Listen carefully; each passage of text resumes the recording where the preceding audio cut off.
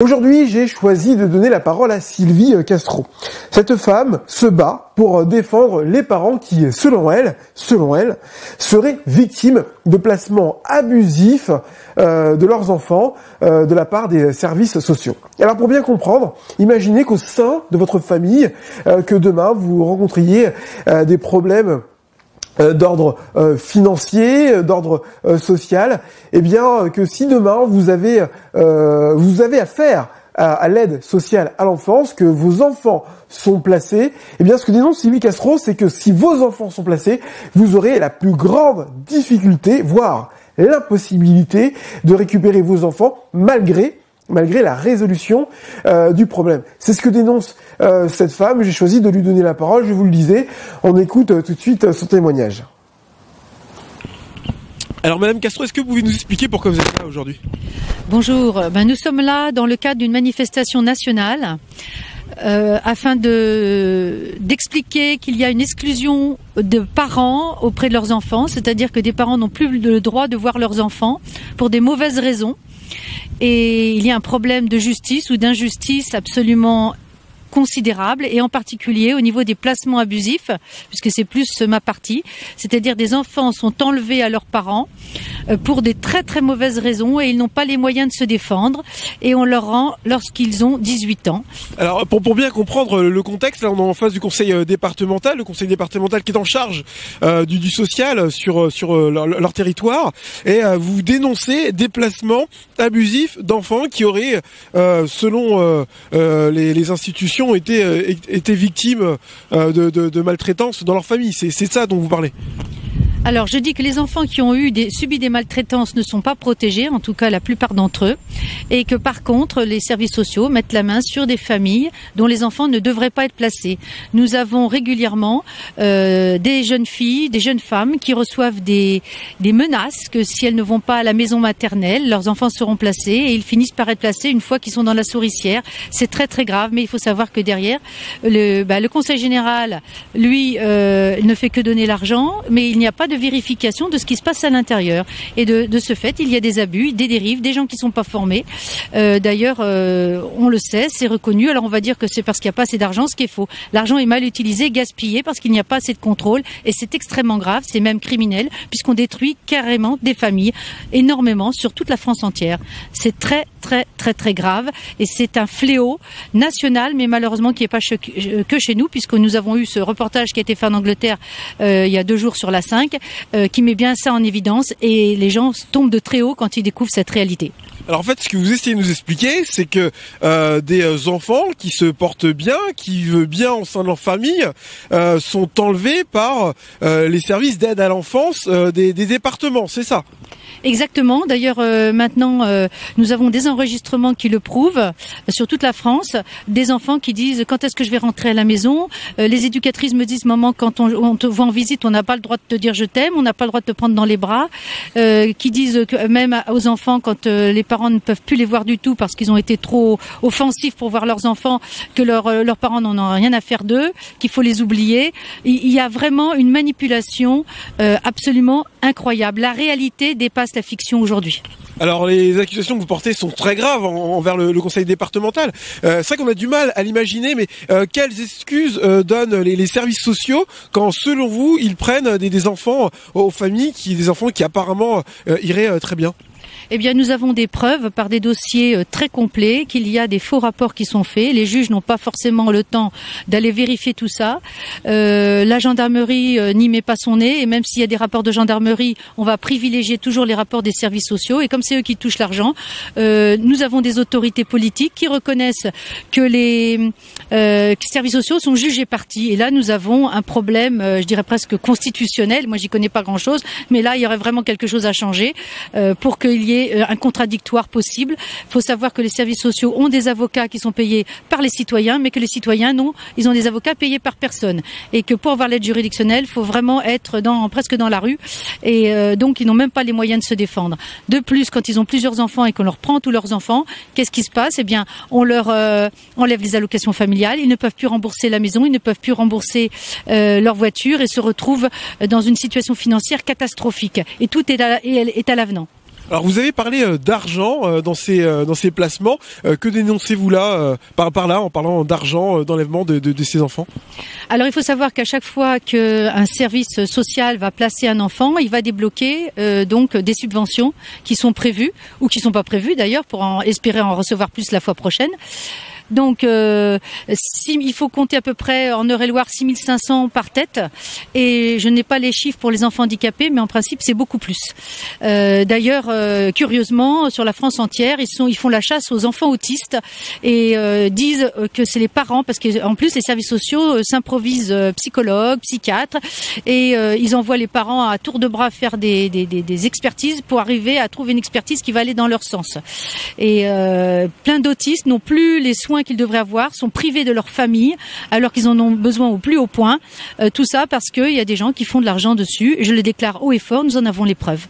Maintenant, on veut m'empêcher de parler, par contre. On veut pas que je présente mon livre. On a l'association Violette Justice qui est venue devant la préfecture la dernière fois, qui a dit haut et fort, on nous vole nos enfants. On sait qu'il y a des dénonciations qui sont faites par des PMI, par des gens qui sont là pour faire des signalements. Et on se pose la question, ce qui les motive, surtout quand il n'y a rien dans le fond qui le motive. Donc, j'ai envie de vous dire, à vous de réfléchir sur la question, c'est pas à moi de le dire, et il y a des enquêtes qui devraient être faites là-dessus. Mais que vous répondent justement par exemple le conseil départemental, parce que c'est de ça dont il s'agit à vos accusations? Alors j'ai un conseil régional et un député qui sont d'accord et je les ai interviewés moi-même pour dire que les services sociaux sont jugés partis et que ça pose effectivement un problème. Mais ils sont absorbés par beaucoup d'autres soucis, on va dire, et même si certains ont essayé de faire des choses ou font des choses, par exemple pour que les associations de défense de ces familles puissent avoir plus de pouvoir, ça reste un grand blocage et surtout une omerta au niveau médiatique. Je pense que si au niveau médiatique le peuple était au courant de ce qu'on fait à leurs enfants, là je pense qu'il pourrait y avoir un soulèvement. Et ça leur fait peur, surtout dans une période politique où chacun veut essayer de découper une part du gâteau.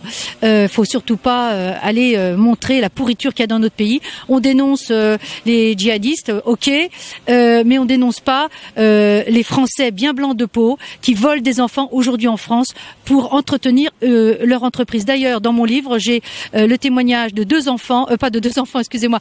Oui, j'ai aussi le témoignage de deux enfants, mais j'ai le témoignage de deux personnes travailleuses sociales qui reconnaissent que donc leurs rapports sont transformés, modifiés, et quand elles posent la question, on leur dit si tu veux garder ton emploi, voilà, il n'y a pas le choix. Donc c'est clairement une histoire d'argent. De toute façon, on sait bien où quand il y a des problèmes de crime, on va dire, où c'est des histoires d'argent, où c'est des histoires d'amour, et là c'est clairement une histoire d'argent.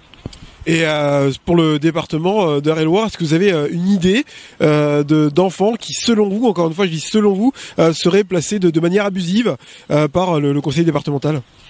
Disons que je sais qu'au niveau de la France, on peut dire que ça a été reconnu officiellement par des enquêtes officielles, 50% sûr, mais on sait que 80% ne devraient pas être placés. C'est-à-dire, à la limite, ils peuvent avoir un suivi, parce qu'il y a des parents qui manquent d'éducation, qui manquent de ceci ou de cela, mais pas séparés de leurs parents. Il y a peut-être que 20%, et c'est officiel, mais ça c'est pour la France entière, je ne saurais pas vous dire ici. Je sais qu'en Eure-et-Loire, on est Monsieur Xavier Nicolas, maire de Senonches et conseiller régional maintenant, m'a assuré que l'ASE était le premier emploi en Eure-et-Loire. Alors on dit employeur. Donc effectivement, ils vont nous dire que ça combat le chômage. Mais si c'est sur le dos des familles qu'on déchire, il y a un vrai problème. En plus, les directives nationales qui avaient été données, c'est surtout rapprocher les enfants des parents.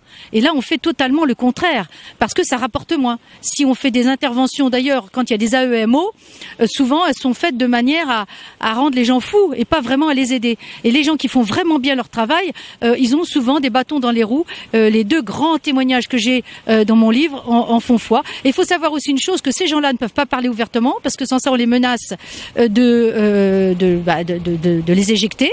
Et il en est pareil des enfants, des parents qui ont des enfants placés. On leur dit que si ils font trop de bruit et qu'ils font parler de leur affaire, eh bien ils verront plus leurs enfants du tout. Et c'est ce qu'on dit aussi aux enfants.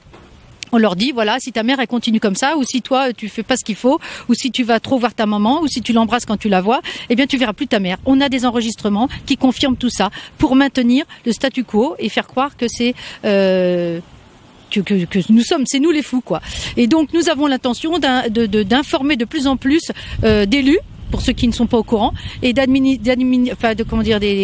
gens qui dirigent nos institutions autour de tout ça et qui ne sont pas au courant, en leur amenant des preuves concrètes. Et je pense qu'il serait quand même tout à fait normal, et nous, citoyens, simplement en tant que citoyens, on a le droit de réclamer qu'il y ait des vérifications et des contrôles. Je pense qu'aujourd'hui, la gestion des services sociaux n'est pas transparente. Et on en a plein de preuves. Si un jour il y a une vraie commission d'enquête qui se penche dessus. Alors on a de toute façon comment ça s'appelle cet grand organisme sur Paris qui fait la Cour des comptes, qui a sorti plein de choses là-dessus. Il y a ce film qui est sorti sur ce qui se passe à l'intérieur de l'ASE. Et malheureusement, malgré toutes les preuves qu'ils ont décelées, qu'ils ont montrées, qu'ils ont mises en évidence, eh bien, rien ne bouge. Merci. Alors j'ai délibérément choisi de laisser dans son intégralité l'interview de Sylvie Castro pour ne pas dénaturer sa pensée. Mais je tiens aussi à rappeler que les accusations qu'elle porte n'engagent qu'elle. Téléspectateurs, vous vous doutez bien que je n'ai ni le temps ni les moyens malheureusement de mener des investigations sur ce sujet, même si j'ai déjà contacté l'année dernière le conseil départemental à ce sujet. J'ai d'abord contacté l'aide sociale à l'enfance qui m'a renvoyé vers la communication du conseil départemental, et malgré mes relances, ils ont choisi de ne pas donner suite à ma demande d'interview. Donc je sais que cette vidéo sera regardée par leur service. Je prends un témoin le nombre de personnes qui regardent cette vidéo et le compteur qui tourne en bas pour lancer à nouveau une invitation officielle. Moi, ce que j'aimerais, c'est tout simplement recevoir une personne de l'aide sociale à l'enfance ou du conseil départemental qui puisse, autour de la table ici, par exemple, à mon bureau, nous expliquer quelle est leur mission, comment ils travaillent, avec en face d'eux des parents dont les enfants ont été placés par leur service. Voilà, l'invitation est lancée.